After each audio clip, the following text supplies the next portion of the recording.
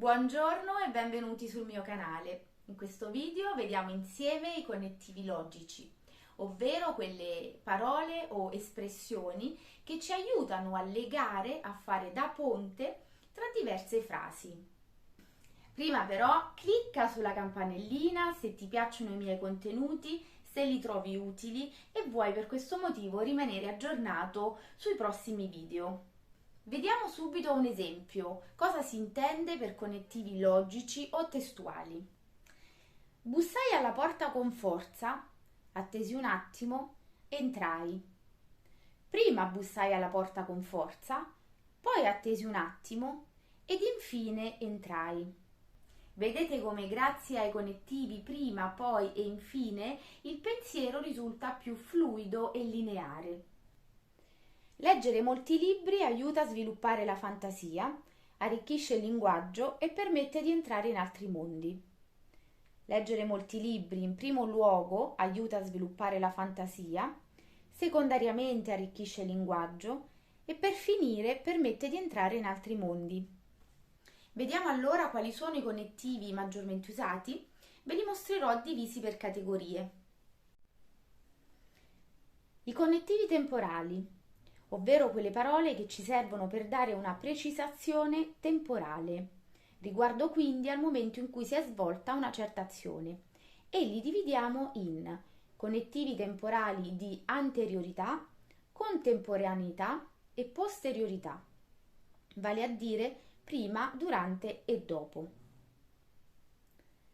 I connettivi di anteriorità, prima, in precedenza, qualche giorno o qualche mese o qualche anno fa, allora, che è sinonimo di un tempo, una volta, a quei tempi, prima che, in un primo tempo. I connettivi temporali di contemporaneità, ora, adesso, mentre, nel frattempo, intanto che, in questo momento, contemporaneamente, nel contempo, nello stesso tempo. Quelli di posteriorità, alla fine, successivamente, dopo molto tempo, dopo vari anni o mesi o giorni, il giorno dopo o l'anno dopo o il mese dopo, dopodiché, poi, in seguito. Vediamo un esempio. Prima di iniziare l'università non conoscevo l'inglese. Contemporaneamente ai miei studi ho viaggiato molto ed infine mi sono trasferita a Londra. Ci sono poi connettivi d'ordine o di importanza. Prima di tutto, innanzitutto, in primo luogo.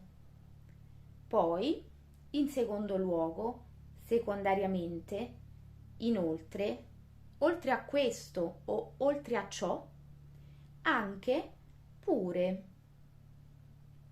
In terzo luogo, infine, in sintesi, in conclusione, insomma, dunque, per finire. Ad esempio, in una ricetta di cucina potremmo trovare: innanzitutto pesiamo gli ingredienti, poi li mescoliamo e infine li cuociamo. I connettivi di spiegazione, cioè, in altri termini, in altre parole, per esempio, ad esempio. L'altro ieri, cioè giovedì, sono andata al cinema. Oggi vediamo i connettivi logici, in altri termini o in altre parole, i connettivi testuali. Vediamo adesso i connettivi concessivi, ovvero quelle parole che ci servono per introdurre un elemento non atteso rispetto al logico rapporto di causa-effetto tra la frase principale e la frase secondaria. Ad esempio, anche se piove, andrò a correre. Nonostante piova, andrò a correre. Malgrado piova, andrò a correre. Sebbene piova, andrò a correre. Benché stia piovendo, andrò a correre. Abbiamo visto come nonostante, malgrado, sebbene, benché, sono seguiti dal verbo al congiuntivo. Possiamo anche invertire le frasi. Andrò a correre anche se piove. Andrò a correre nonostante piova. Andrò a correre malgrado piova. Andrò a correre sebbene piova.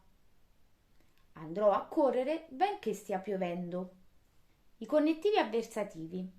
Ce ne serviamo per esprimere un contrasto tra due frasi, un evento o una situazione che si contrappone a quanto viene detto dalla proposizione reggente, ovvero dalla frase principale.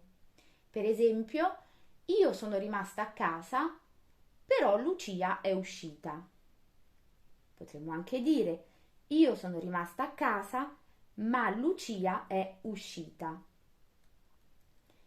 Io sono rimasta a casa, invece Lucia è uscita. Io sono rimasta a casa, eppure Lucia è uscita. Io sono rimasta a casa, al contrario Lucia è uscita. Connettivi di causa-effetto. Di conseguenza, quindi, dunque, pertanto, perciò, è per questo che, per questa ragione, dato che, siccome, poiché, perché, in seguito a causa di. Queste parole esprimono tutte una causa-effetto. Questa mattina non ho sentito la sveglia. Di conseguenza sono arrivata tardi in ufficio. Oppure, quindi sono arrivata tardi in ufficio. Ma anche dunque sono arrivata tardi in ufficio. O perciò sono arrivata tardi in ufficio. È per questo che. È per questa ragione che sono arrivata tardi in ufficio. Ancora, dato che non ho sentito la sveglia, sono arrivata tardi in ufficio. Oppure siccome non ho sentito la sveglia o poiché non ho sentito la sveglia. In seguito ai lavori di ristrutturazione, il museo è stato riaperto. A causa del temporale ci sono stati molti danni in città. Bene, adesso facciamo l'esercizio insieme. Inseriamo i connettivi logici. Non ti ho risposto al telefono? Ero impegnata. Non ti ho risposto al telefono perché ero impegnata. Avrei voluto dormire? Avevo un appuntamento importante. Avrei voluto dormire, ma avevo un appuntamento importante. Sono arrivata in ritardo? Del traffico. Sono arrivata in ritardo a causa del traffico. Io amo leggere, a mio fratello non piace. Io amo leggere, ma, oppure mentre, ma anche al contrario, a mio fratello non piace. Ho studiato, sono uscita a fare shopping. Prima ho studiato, poi sono uscita a fare shopping. Paolo si è rotto la gamba, che è a casa. Paolo si è rotto la gamba, è per questo motivo o è per questa ragione che è a casa. Era stanco, è andato a dormire presto. Siccome era stanco, è andato a dormire presto. Il global warming, il riscaldamento climatico, è un problema da risolvere. Il global warming, cioè in altri termini il riscaldamento climatico, è un problema da risolvere. Ha sempre amato l'Asia, ha deciso di trasferirsi a Bali.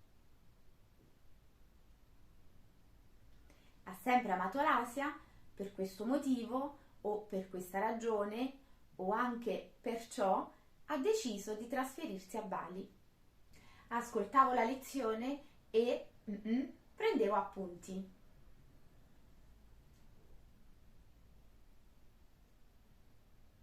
Ascoltavo la lezione e allo stesso tempo o contemporaneamente prendevo appunti.